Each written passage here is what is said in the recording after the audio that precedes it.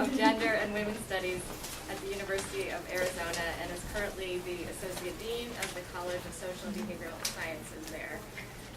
She also holds affiliate appointments in history, anthropology, and Latin American studies.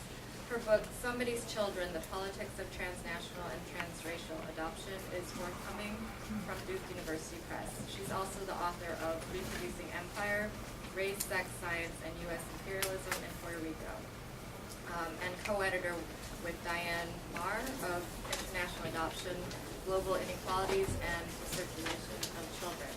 Her talk today is titled Guatemalan Family Values, Christian Right, International Adoption, and the Transnationalization of the Culture. Thank you. I haven't done anything yet.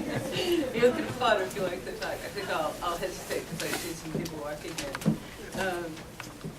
There's lots of seats up front. So about a year ago in Haiti, as we all know, a group of Baptists from Idaho was imprisoned for picking up children in Port-au-Prince and attempting to take them across the border into the Dominican Republic without papers. As it turned out, according to the AP Newswire, none of the 33 children was an orphan. All had close relationships with family before they were packed into the Baptist's van. This is not how it's done. The media have concluded this is child trafficking. In contrast, though, the offer of Catholic Social Services in Miami to organize an Operation Pierre Pon along the lines of its Cold War efforts for Cuban children, or the Pennsylvania group that got a plane load of children from the Bresma orphanage out of Haiti. Now that was child rescue. Of course, the key thing that differentiated the Pennsylvania group from the Baptists is that in those first days after the earthquake, there was virtually no functioning government in Haiti to declare the action illegal or demand the children's papers. And because the group included Governor Ed Rendell, who was brought on the trip because he had friends in the Obama administration who could help with visa problems. Further, as U.S. newspapers engaged in a frankly infuriating conversation about whether people chose to give their children to the Baptists or to orphanages, I kept wondering what happened to our feminist critique of this language of choice and coercion.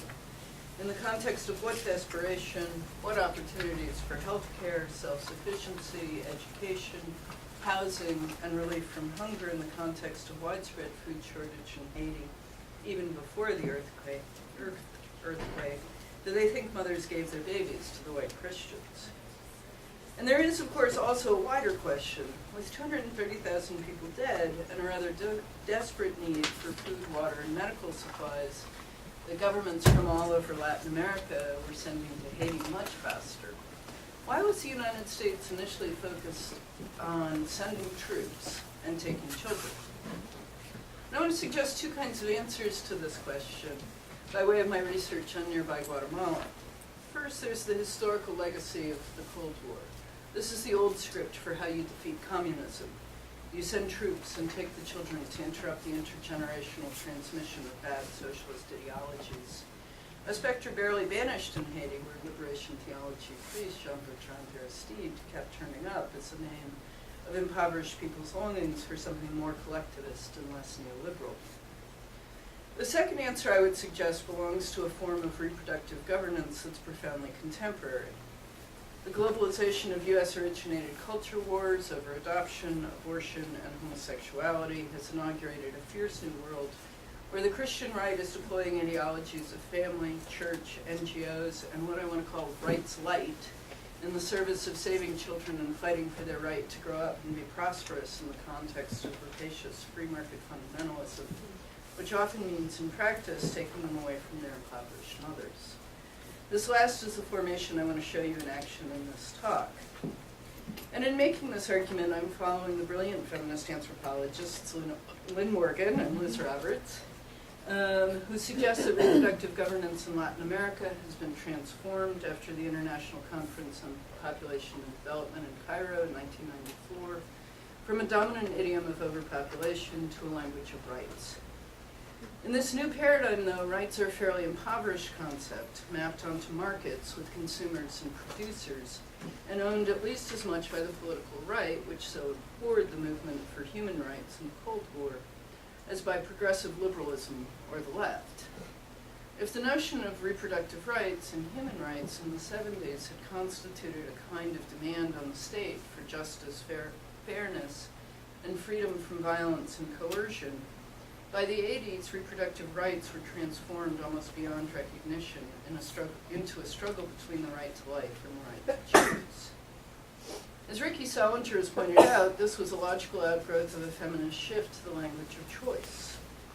The only possible context in which a right to choose between abortion, adoption, or raising a child makes sense is a paradigm of consumerism.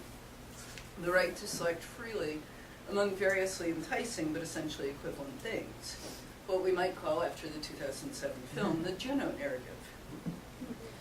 I don't actually know any women who felt at any point in their lives they could exercise some free choice for a preference between adoption, abortion, or raising a child in the way one opts for cheesecake rather than chocolate cake off the menu. These choices are, on the contrary, ferociously constrained by material circumstances, ideologies of what constitutes a family, and the place women are in their lifespans. Journalist Michelle Goldberg, who writes about feminist and Christian right politics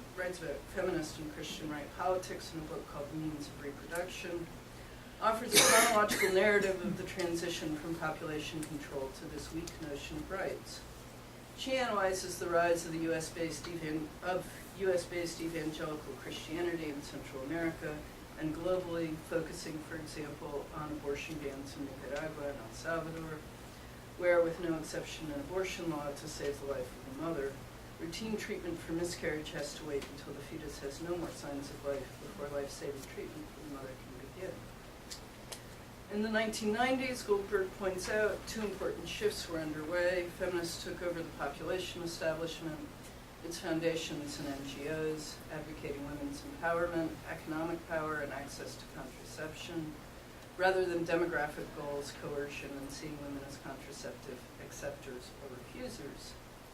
At the same time, a conservative anti-abortion strain in the Catholic Church joined forces with the evangelical Christian right in the context of transnational politics, and U.S.-style culture wars over abortion, abstinence, condoms for HIV prevention, and homosexuality went global, including after 2000 with the powerful backing of George W. Bush's White House and funding.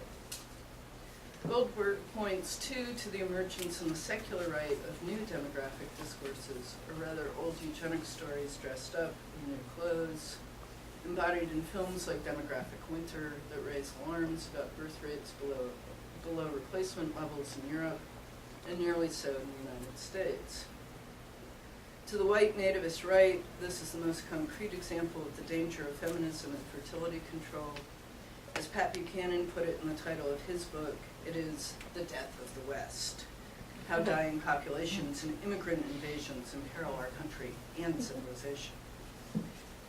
Feminists argue in contrast that it is the absence of support for working mothers that mark the root cause of this demographic shift, that whether declining fertility rates among African Americans and native-born white people in the U.S. and European Union are a good thing or a bad thing, they can be attributed to a work culture hostile to mothers, but in this political and economic moment, such arguments have found less purchase. Goldberg's account gets a lot of important parts of this story on the table. This is the backdrop against which transnational adoption is being debated. When Governor Ed Rendell and the Obama administration decided to offer support to the Pennsylvania group, they were joining a Christian right effort that put a politics about single mothers into motion as a transnational politic. The Bresma Orphanage was run by two sisters, Jamie and Ellie McMurdy, as a project of the fundamentalist Keystone Church and its mission organization, Center of Life. When Jamie McMurdy told a Pittsburgh area magazine how she got children, she spoke about persuading impoverished mothers to relinquish them. Usually that's how we get orphans. The fathers leave, said McMurdy. Sometimes parents die or are too sick, but usually it's because the fathers leave and want nothing to do with the kids anymore. She told the story of how the orphanage began, when she traveled for hours into a rural area to find a family she had heard of, a mother with 3 children, who left her toddlers and young children home alone while she worked all day. The father had left the family and taken up with another woman, and McMurdy